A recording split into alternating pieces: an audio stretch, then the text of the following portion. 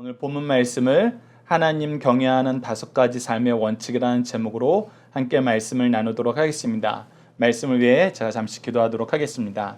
하나님 아버지, 저희들에게 귀한 잠언 말씀을 주시고 1, 2장의 귀한 기초의 말씀을 상고한 다음에 큰 축복의 약속이 있는 3장 말씀을 저희들로 하여금 묵상할 수 있도록 인도하여 주심을 감사합니다.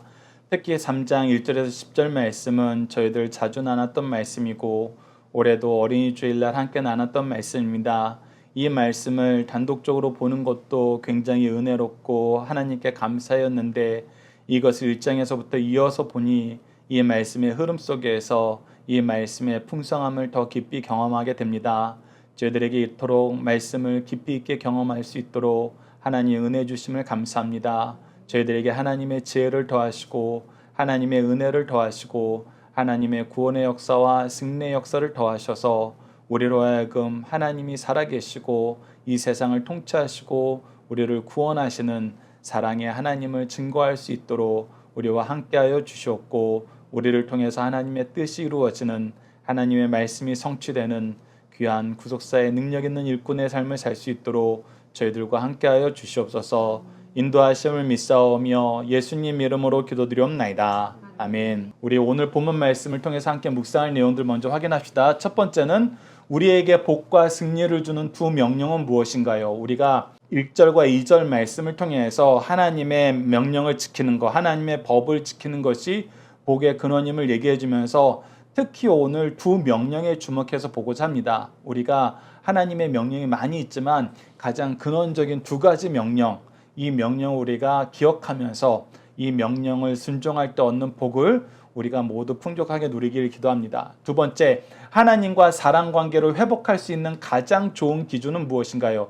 이것은 우리가 앞서 나왔던 말씀이 집약되어서 다시 한번 우리에게 적용되는 부분입니다. 어떻게 해야지 하나님과 사랑 관계가 잘 될까? 하나님 관계가 잘 되는 게 제일 중요하고 그 다음은 사람들과의 관계가 잘 되는 게 중요해요. 근데 어쩔 때 이게 잘 될까?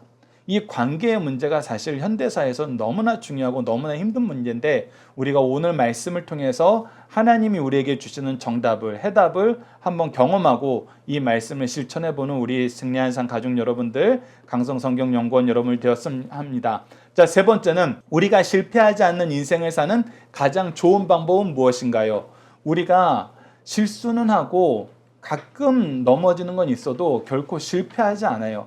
그런데 그 방법이 무엇인지 오늘 말씀을 통해서 한번 확인해 보도록 하겠습니다. 네 번째, 영적 승리가 중요한 이유는 무엇이고 이를 위해서 선행돼야 할 것은 무엇인가요? 이 말씀은 우리가 잠언 말씀 안에서도 그리고 성경 전체를 통해서도 계속 나오는 겁니다. 영적 승리는 무엇이냐면 죄를 이기는 거예요. 죄에서 벗어나는 겁니다. 그것을 위해서 우리가 하나님이 얼마나 열심히 우리를 향한 이 구속의 역사를 펼치셨는지 봤어요.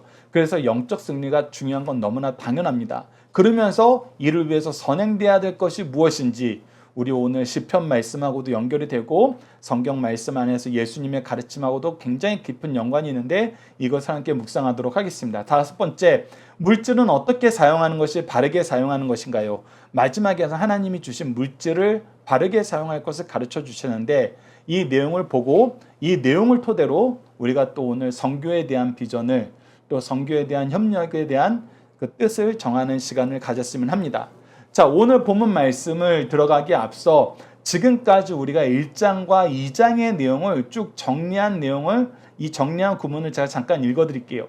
지금까지 하나님을 경외하는 것이 지혜의 근본이고 지혜를 통해서 악을 이기게 하시고 이를 주기 위해서 얼마나 외치며 찾으셨는지 확인했습니다. 여러분들 옆에 이제 잠언 1장 7절, 잠언 1장 10절과 15절, 잠언 1장 20절로 21절 이렇게 딱 보면은 여러분들 이 말씀이 여러분들 머릿속에 스쳐 지나가셔야 돼요. 우리가 이 일을 위해서 얼마나 이 말씀을 자주 반복을 했습니까? 계속해서 이 말씀을 기억하시고 말씀을 나눴을 때 그 우리에게 주셨던 감동을 다시 한번 되새기면서 이 말씀을 계속 들어보세요. 그리고 우리로 말씀을 받고 구하고 깨달아야 함을 가르쳐 주셨습니다. 이를 통해 하나님의 공의와 정의와 공평을 깨닫고 하나님의 지혜가 주는 즐거움과 안정과 구원을 누리게 하셨습니다.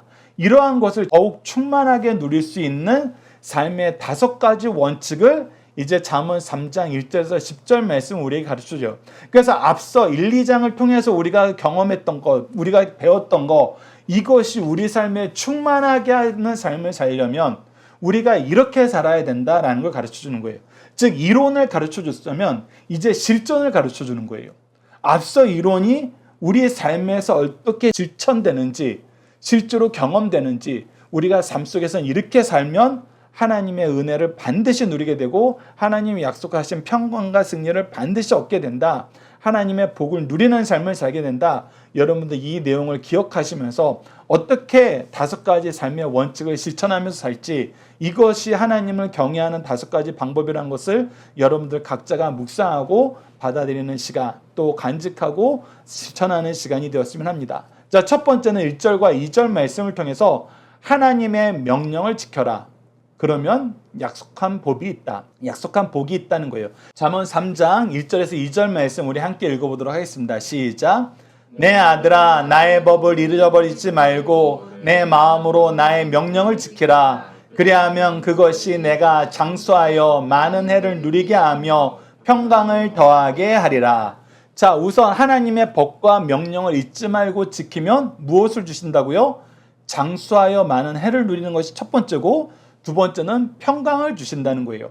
우리가 앞서 승리한 삶 모임에서도 나눴지만 평강은 어떨 때 와요? 인생이 정말 평안하다, 우리가 정말 걱정 없는 삶을 살게 되었다. 사실 이거는 언제 올 수 있는 거예요? 앞서 얘기한 것처럼 세상 사람들은 재물이 많아지면 평강 오겠지, 지위가 높아지면 평강 오겠지, 내가 하는 일이 어떤 결과를 만들면 평강이 오겠지, 이렇게 얘기하지만 우리 이미 알아요. 그거는 순간이에요. 잠깐 그 만족을 맛보고 바로 돌아서면 그것도 부족해요. 그래서 사실 세상 사람들이 주는, 세상 사람이 생각하는 데는 평강이 없어요. 근데 언제 평강이 있어요? 바로 죄의 문제가 해결되었을 때. 죄의 문제가 해결되면 무엇이 이루어지냐면 하나님과의 연합이 이루어져요.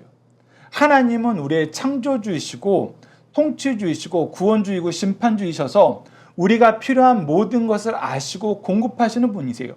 특히 우리가 하나님의 뜻을 이루는, 하나님 나라를 이루는 일을 할 때에는 하나님께서 우리보다 먼저 일하시고 우리에게 필요한 모든 것을 공급해 주세요.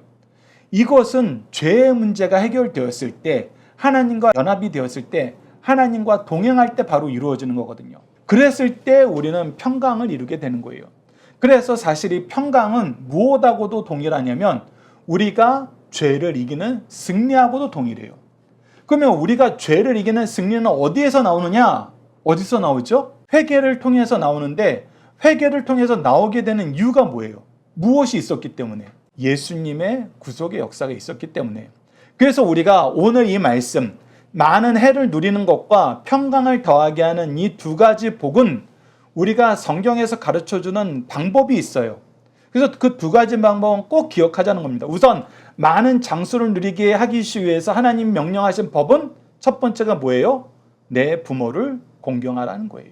신명기 5장 16절 말씀 함께 읽어봅시다. 시작. 너는 내 하나님 여호와께서 명령한 대로 내 부모를 공경하라. 그리하면 내 하나님 여호와가 내게 준 땅에서 내 생명이 길고 복을 누리리라.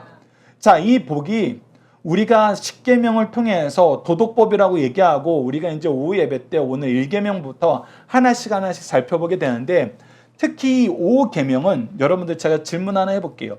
이 5계명은 하나님 믿는 사람이 받는 거예요? 하나님 안 믿어도 받는 거예요? 예, 이거는 하나님 안 믿어도 받는 거예요.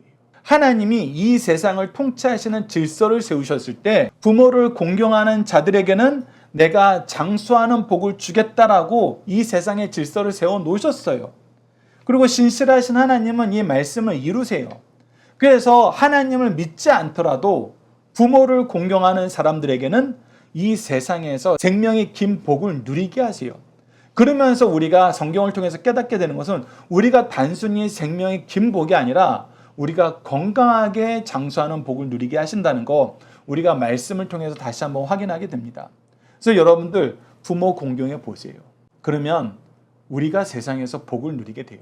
두 번째는 평강은 죄의 문제를 해결하는 건데, 죄의 문제는 무엇으로 해결이 돼요? 주 예수 그리스도를 믿는 것으로 해결이 된다는 거예요. 그래서 여러분 예수님을 믿으셔야 돼요. 우리가 사도행전 17장 말씀을 보면 주 예수를 믿으라 그리하면 너와 내 집이 구원을 얻으리라고 말씀하셨어요.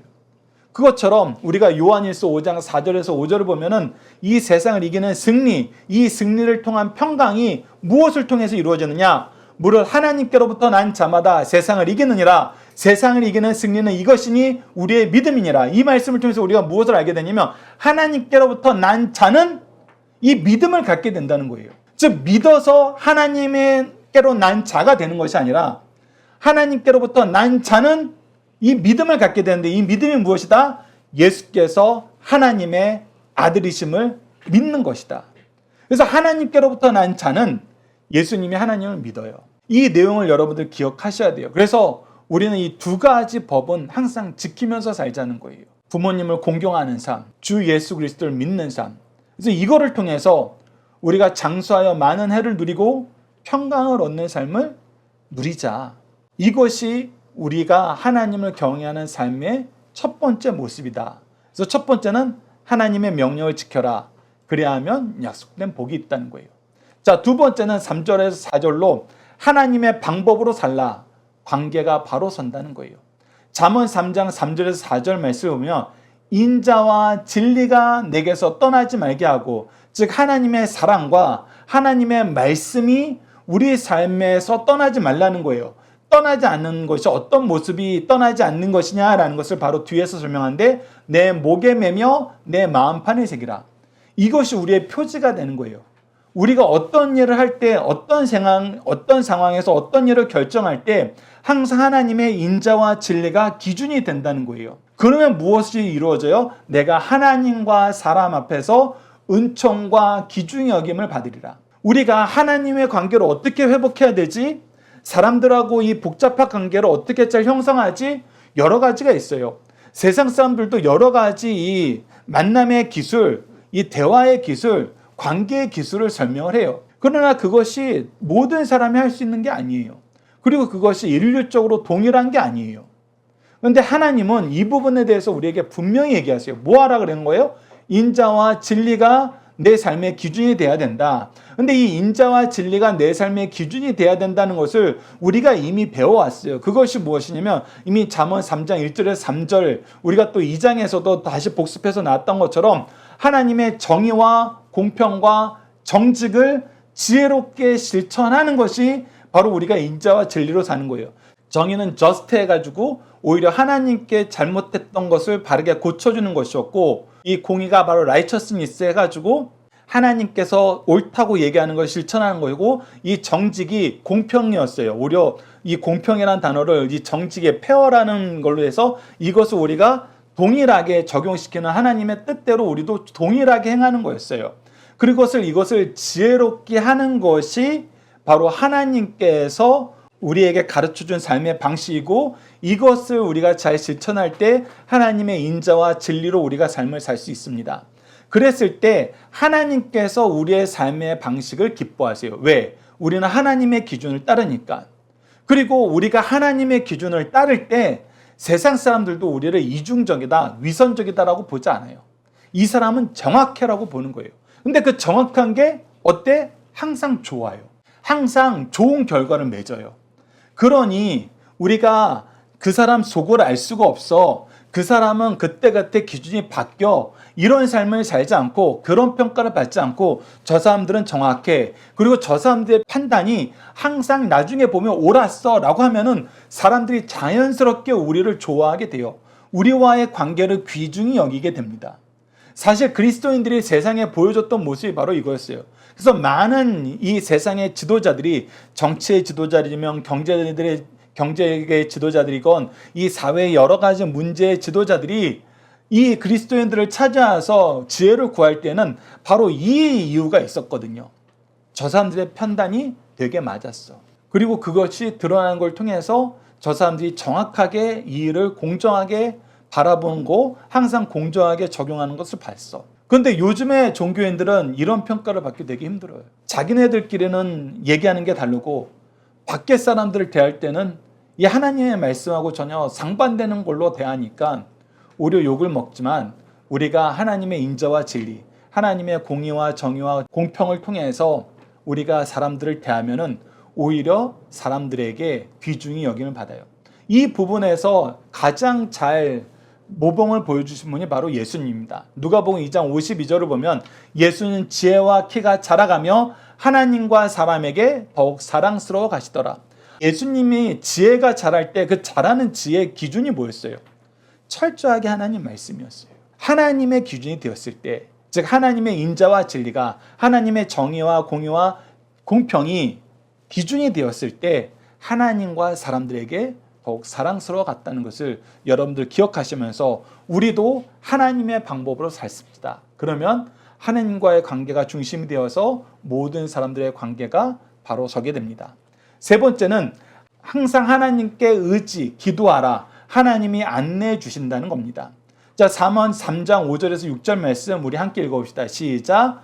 너는 마음을 다하여 여호와를 신뢰하고 내 명철을 의지하지 말라. 너는 범사의 글을 인정하라. 그리하면 내 길을 지도하시리라. 예, 우리가 하나님을 신뢰하는 거예요. 우리가 앞서 새벽 예배 때에도 하나님을 믿는다는 사람들이 뭐 했냐? 자기 생각과 판단이 이 정도면 괜찮다라고 믿어서 하나님께 물어보지 않고 자기 생각대로 했어요. 그랬을 때 어떻게 했어요? 오히려 큰 실패를 맛보게 되었어요. 그래서 우리는 항상 하나님을 신뢰해야 돼요. 범사의 하나님을 인정해야 돼요. 앞서 우리가 하나님의 방법으로 살면은 세상 사람들에게도 귀히 여김을 받게 되는데 이 과정에서 우리가 보여주는 모습이 바로 이 모습이에요. 그들이 우리가 하나님을 신뢰하고 하나님을 인정하는 삶을 살면서 하나님의 말씀이 가르쳐주는 방법을 그들에게 제시했을 때 그거는 교회에서는 하는 얘기죠. 그건 종교적인 얘기죠. 라고 생각했던 사람들이 실제로 밖에 나가서 우리를 통해서 드러났던 하나님의 방법을 경험하자, 실천하자 정말 하나님의 말씀대로 이루어지더란 거예요. 그 길을 지도해 주시더란 거예요. 그래서 하나님 말씀대로 하는 게 옳구나 라는 걸 경험하게 되는 거예요. 그래서 우리가 하나님을 의지하는 모습을 성경에서는 이렇게 표현합니다. 시편 23편 1절을 보면 여호와는 나의 목자시니 내게 부족함이 없으리로다. 하나님을 나의 길잡이로 삼으라는 거예요. 하나님께서 우리를 보호해 주시는 보호자로 삼으라는 겁니다. 시편 16편 8절에서는 내가 여호와를 항상 내 앞에 모시며 그가 나의 오른쪽에 계심으로 내가 흔들리지 아니하리로다. 하나님이 우리의 가이드가 되어서 우리는 하나님을 쫓아가면 돼. 하나님 따라가면 돼. 이것을 인정하는 삶을 살라는 거예요. 그런데 이렇게 하나님을 목자로 하나님을 내 앞에 모시는 삶의 가장 좋은 태도가 무엇인가 봤더니 바로 우리가 오늘 교동문에서 읽었던 것처럼 하나님께 기도하는 삶이더라는 거예요. 우리가 앞서 여호수아서 말씀을 통해서도 기도하지 않으니까 실패했다고 나왔어요. 기도하라는 거예요. 시편 5편 3절 우리 함께 읽읍시다. 시작. 여호와여 아침에 주께서 나의 소리를 들으시리니 아침에 내가 주께 기도하고 바라리이다. 특히 아침을 강조한 이유가 뭐예요? 우리 삶의 첫 시간을 하나님께 먼저 드린다는 거예요. 즉 내가 무슨 일을 하기 전에 어떤 일을든지 하기 전에 먼저 하나님께 물어보고 시작할래. 바로 이 믿음의 태도에서 이 삶의 원칙에서 나오는 삶의 모습이거든요. 그래서 한국 사람들이 참 복을 많이 받은 것이 이 새벽 예배를 통해서 복을 받은 거예요. 오늘 우리에게 선포된 하나님의 말씀, 우리가 오늘 함께 드렸던 찬양, 우리가 함께 기도했던 그 기도의 내용이 오늘을 사는 나의 삶 속에서 이루어지는 걸 경험하는 거예요. 여러분 이거는 정말 신비한 경험이에요. 저도 새벽 예배를 어린 시절에 학생 시절에 나오게 됐던 이유가 바로 여기 있어요. 그냥 뭘 해도 안 돼요. 뭘 해도 답답해요. 저도 고등학교 학생의 시절이었어요. 근데 그때 갑자기 밤새 놀자고 찾아왔던 정모가 밤새 놀다가 갑자기 저한테 한마디 툭 던지는 거예요. 우리 교회 가보지 않을래? 그 당시에는 교회가 30분 정도 걸어서 가는 거리였는데 걸어서 가자는 거예요. 부모님들이 이미 차 타고 다 가셨어요. 새벽 예배를 준비하셔야 되니까. 그래서 우리가 터벅터벅 걸어가서 그냥 말씀을 듣고 온 거예요. 근데 희한하게 그 새벽에 들었던 말씀이 내 삶에서 떠나지가 않아요. 하나님이 주셨던 말씀이 내 삶의 지표가 되더란 거예요. 그래서 여러분들 아침 첫 시간을 나의 생활이 시작하는 그 첫 시간을 하나님의 말씀과 기도로 시작하는 거, 이것이 바로 하나님을 의지하는 삶의 모습이란 거예요. 그러면 놀랍게도 하나님께서 인도해 주세요. 그러나 반대 경우도 우리가 오늘 새벽 예배 때 확인했습니다. 여호수아서 9장 14절과 15절 말씀이었죠. 무리가 그들의 양식을 취하고는 어떻게 할지를 여호와께 묻지 아니하고 하나님께 묻지 아니하고 오히려 기도원 사람들에게 속아서 하나님의 명령과 정반대되는 언약을 맺게 돼요. 약속을 하게 되는 거예요. 맹세를 하게 되는 거예요. 그랬을 때 이 회중의 원망을 들으면서 큰 어려움에 직면하게 됩니다. 그것처럼 우리가 하나님을 의지하는 기도하는 삶을 살아야 됩니다. 그러면은 하나님이 인도해 주세요. 어떤 문제든 하나님을 의지하세요. 인정하세요. 그가 지도해 주십니다. 그리고 그 가장 좋은 모습은 우리가 아침 첫 시간을 가능하면 여러분들이 새벽 예배 나와서 같이 예배 드리는 게 좋지만 안 된다면은 여러분들이 각자 삶에서 각자 스케줄대로 살 때 첫 시간은 단 5분이라도 하나님께 먼저 우리가 무릎 꿇고 말씀과 기도로 시작합시다. 특히 승리하는 삶, 오늘의 말씀과 믿음의 고백은 여러분들이 이 일을 실천하기에 가장 좋은 포맷으로 여러분들에게 말씀드려놨어요. 제공하고 있어요. 그래서 여러분들도 아시겠지만 오늘의 기도, 오늘의 말씀과 믿음의 고백은 각자가 1, 2분이면 끝나요. 여러분 1, 2분 말씀 보시고 여러분들이 각자 한 2, 3분 정도 기도하시고 하루를 시작하세요. 그러면은 정말 하나님이 안내해 주시는 삶을 경험하게 됩니다. 네 번째는 영적 승리가 가장 중요하다는 거예요.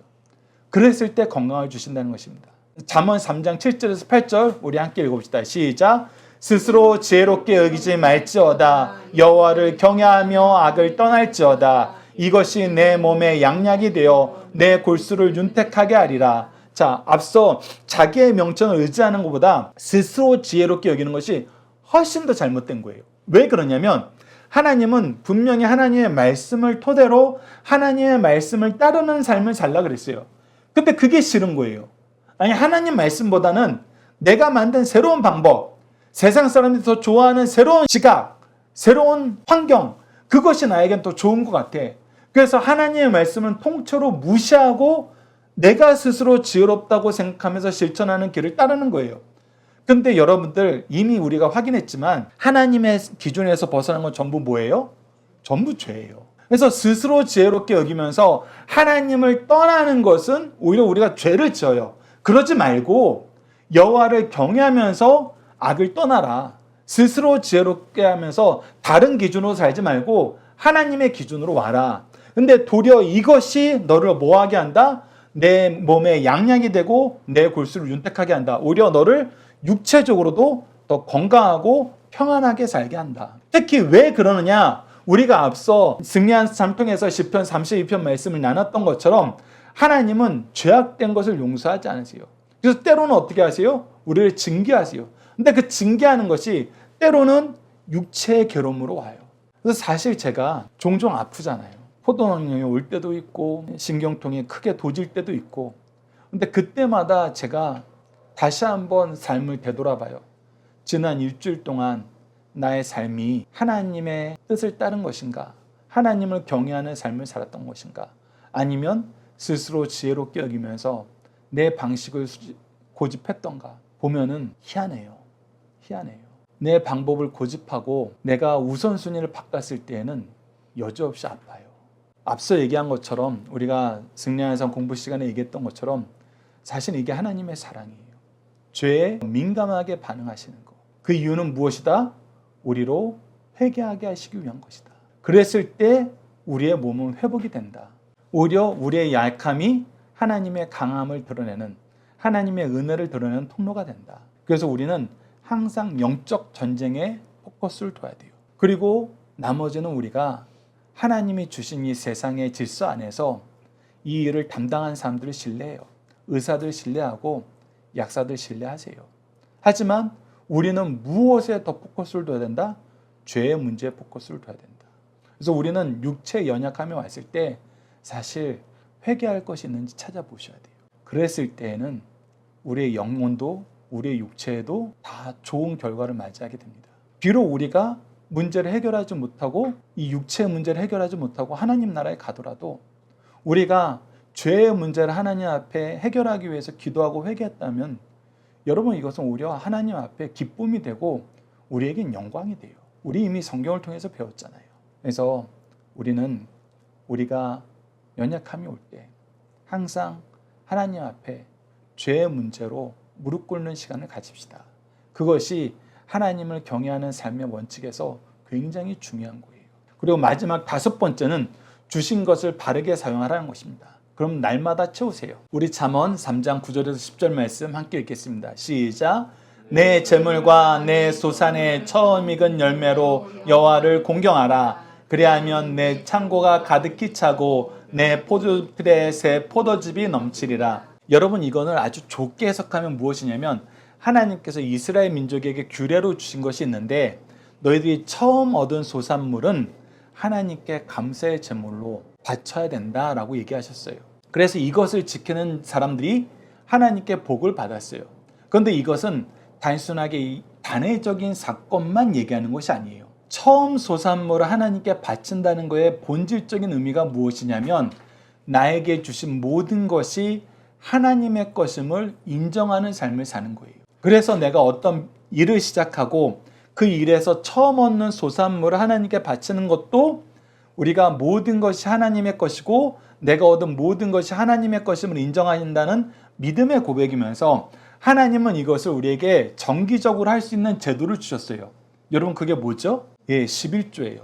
우리가 11조를 드린다는 것은 하나님 앞에 세금 내는 게 아니에요. 이것은 우리에게 주신 모든 것이 하나님의 것임을 인정하면서 하나님이 기뻐하신 일에 내가 쓰겠다라는 믿음의 고백인 거예요. 그래서 이 11조를 통해서 하나님이 교회에 필요한 모든 것을 해결하도록 만드셨어요.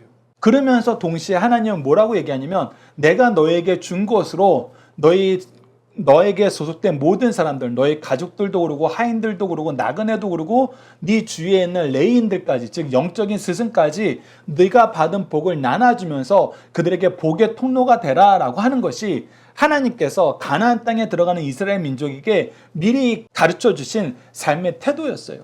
즉 너는 하나님께서 네가 수고하여 받은 복을 노동의 대가로 하나님이 주신 것을 하나님이 주신 복으로 알고 하나님이 너에게 맡긴 것으로 알고 하나님이 기뻐하시는 데 써라. 그것을 우리가 어려서부터 교육받고 훈련하는 것이 소산의 첫 열매를 하나님께 바치는 것, 11조를 바치는 것을 우리가 훈련을 하는 거예요. 그러면서 우리가 이 훈련을 하나님의 말씀을 토대로 작년 여름 수련회 때 확장했었죠. 어떻게 확장했었어요? 하나님이 우리에게 재물을 주신 것은 우리에게도 필요한 것이 있기 때문에 그 필요를 공급한 것이다. 그래서 첫 번째는 네가 수고한 걸로 벌었을 때 너를 위해서도 써라. 너의 성장을 위해서 쓰고 너의 삶의 유지를 위해서 써라. 이거 필요한 것이다. 그러면 동시에 무엇을 써야 된다? 하나님께서 나에게 맡긴 영혼들을 위해서도 써야 된다. 그 맡긴 영혼들 우리가 뭐로 표현했어요? 사랑하는 사람들을 위해서 써라. 내 가족들을 위해서, 내 이웃을 위해서, 내 사랑하는 친구를 위해서, 부모를 위해서 써라. 그러면서 동시에 뭐예요? 연약한 사람들을 위해서 써라. 너희들에게 더 준 것은 누구는 더 많이 가져서 더 많이 일하고 누구는 적게 가져서 맨날 받아먹는 삶을 살게 하려는 것이 아니라 너희들이 더 받은 것으로 적게 받은 사람들에게 주어서 균등하게 하려는 것이다. 즉 서로가 서로에게 축복의 통로가 되게 하려는 것이다. 그래서 우리가 성경 안에서도 교회 안에서도 무엇을 얘기해요? 너희들이 영적인 것을 받았으면 육적인 것으로 그들의 부족함을 채워줘라. 그들이 영적인 충만함으로 너희들의 영적인 부족함을 채워줬으니까 너희들은 육적인 충만함으로 그들의 육적인 부족함을 채워주는 것, 즉 서로가 서로에게 연약한 부분을 채워주는 것이 바로 하나님께서 주신 것을 잘 사용하는 것이다. 그래서 우리가 3가지로 시작을 했어요. 첫 번째는 나를 위해서 써야 되는데 나를 위해서 무엇을 써야 되는지 먼저 하나님의 말씀을 지키고 하나님 말씀으로 자라나는 데 써야 돼요. 그리고 나의 사랑하는 사람들이 하나님의 은혜와 복을 누리면서 자라도록 하는 데 써야 돼요. 그 3번째는 연약한 사람들을 위해 써야 돼요. 그래서 그 내용을 우리에게 좀 더 자세하게 설명해 주는 것이 디모데전서 6장 17절로 19절입니다. 제가 읽어드릴게요. 내가 이 세대의 부한자들을 명하여 마음을 높이지 말고 정함이 없는 재물에 소망을 두지 말고 오직 우리에게 모든 것을 후히 주사 누리게 하시는 하나님께 두며, 즉 우리가 이 세상 재물에 대해서 포커스를 가질 때 이 재물 자체에 이 재물을 어떻게 더 확장시킬 수 있지, 이 재물을 어떻게 하든 내가 원하는 만큼 더 누릴 수 있지, 이거에 두지 말고 오직 하나님께 두라는 거예요. 하나님이 이 재물을 주시고 주시기도 하시고 거두시기도 하시기 때문에 하나님께 마음을 두면서 뭘 해라? 하나님이 기뻐하시는 걸 생각해라. 선을 행하고 선한 사업을 많이 하고 나누어 주기를 좋아하며 너그러운 자가 되라. 즉 선을 행한다는 것은 하나님이 기뻐하시는 일에 쓰는 거예요. 나를 위해서 또 내가 사랑하는 사람을 위해 쓰든지 연약한 사람을 위해 쓰든지 하나님이 기뻐하시는 데 쓰는 거예요. 즉 죄를 짓는 데 쓰는 것이 아니라 의를 이루는 데 쓰는 거예요. 의와 공의와 공평을 실천하는 데 쓴다는 거예요. 그래서 선한 사업을 많이 하고, 그래서 우리가 선한 사업의 대표적인 것이 무엇입니까? 우리가 오늘 점심 이후에 얘기할 바로 하나님의 사업, 복음 사역, 선교예요. 그래서 선교와 같은 일에 많이 쓰는 거예요. 주의 종들을 섬기는 일을 쓰는 거예요. 그래서 나누어 주는 거예요. 나누어 줄 때는 누구에게 나눠줘요? 더 있는 사람한테 주는 건 여러분 뇌물이에요. 나눠준다는 건 없는 사람들에게 나눠주는 거예요. 즉 연약한 사람들을 돌보는 거예요. 그리고 돌볼 때 우리가 이걸로 우리의 권위를 내세우거나 우리가 이것을 했다고 생색내는 삶을 사는 것이 아니라 너그러운 자가 되는 거예요. 내가 이 정도 베풀었으면 너희들 이 정도는 나한테 줘야 되는 거 아니야? 마땅한 존경과 마땅한 감사는 줘야 되는 거 아니야? 대부분의 사람들이 이렇게 생각해요. 그런데 그러지 말고 너그러운 자가 돼서 하나님이 너에게 값없이 주셨으니 너희들도 값없이 베푸는 사람이 되라. 너그러운 사람, 이것은 좀 더 확장되면 온유한 사람이 되는 거예요. 그랬을 때 무엇이 이루어진다? 이것이 장래에 자기를 위하여 좋은 터를 쌓아 참된 생명을 취하는 것이 되느니라. 즉 하나님께서 너희들을 기뻐하시고 너희들을 위한 상급과 생명을 주시는 가장 큰 이유가 된다는 거예요. 하나님이 이 일을 너무 즐거워하신다는 거예요. 그래서 성경은 계속 가르쳐줘요. 어떻게 버는가 보다는 어떻게 쓰는가가 중요하다. 잘 쓰는 사람들에게 하나님이 더 주신다. 우리가 오늘 처음으로 우리 교회 이름으로 선교사님에게 후원을 하는 일을 시작합니다. 우리가 아직 작아서 파송하지는 못해요. 우리가 전적으로 책임지지는 못해요. 그러나 돕는 일에 우리가 동참하게 되었어요. 여러분들도 이 일을 우리가 어떻게 해야지 잘하는 것인가, 우리가 좀 이따 논의를 할 거예요. 그리고 그 논의에 지금까지 우리에게 주셨던 말씀으로 여러분 이 일에 동참해 보세요. 그러면은 하나님이 우리에게 더 주십니다. 너희들 이 일 참 잘하는구나. 너희한테 이 일을 맡기면 되겠네. 그래서 물질을 쓰는 일에는 물질을 더 주시고, 기도의 은사를 주시는 일에는 기도의 은사를 더하여 주시고, 말씀을 전파하는 일에는 말씀의 은사를 더하세요. 여러분들이 오늘 우리가 예배 후에 논의한 내용을 통해서 이 은혜를 더 깊이 경험하시고 확인하는 시간을 가졌으면 해요. 이 일을 위해서 우리가 또 예배 후에 기도하고 함께 논의하는 시간을 갖도록 하겠습니다. 여러분 다시 한번 기억하세요. 하나님을 경외하는 5가지 삶의 원칙은 첫 번째, 하나님의 명령을 지키는 거예요. 두 번째, 하나님의 방법대로 사는 거예요. 세 번째, 하나님을 인정하는 삶, 즉 기도하는 삶이에요. 네 번째는 우리가 영적인 전쟁이 중요하다는 거예요. 영적 승리가 중요하다는 거예요. 그 5번째는 주신 것을 바로 사용하라는 것입니다. 이 5가지를 우리가 실천할 때 우리가 하나님이 주신 복 안에서 정말 놀라운 열매를 맺게 돼요. 여러분 이걸 경험하세요. 제발 경험하시고 더 풍성하게 누리세요. 그러기 위해선 이 기준으로 살아야 된다는 거 여러분이 기억해 주시길 바랍니다. 자녀들과 함께하는 기도 훈련 내용으로 함께 기도하도록 하겠습니다. 우리에게 은혜를 베푸시고 의의 길로 인도하시길 기뻐하시는 하나님, 말씀으로 하나님을 만나고 기도함으로 인도를 받아 복과 승리를 누리게 하심을 감사합니다. 교회와 가정에서 우리에게 허락하신 영적 부모를 통해서 하나님의 방법을 배우고 경험하고 지키게 하셨는데, 우리가 하나님의 방법보다는 각자 자기 소견에 좋은 것을 따라가다 실패하고 징계 가운데 놓임을 고백합니다.